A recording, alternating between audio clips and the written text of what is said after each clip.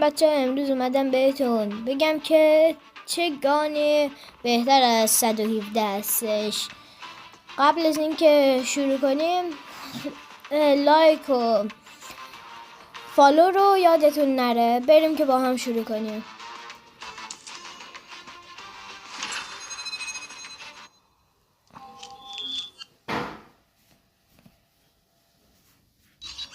اولین گانی که داریم KN 44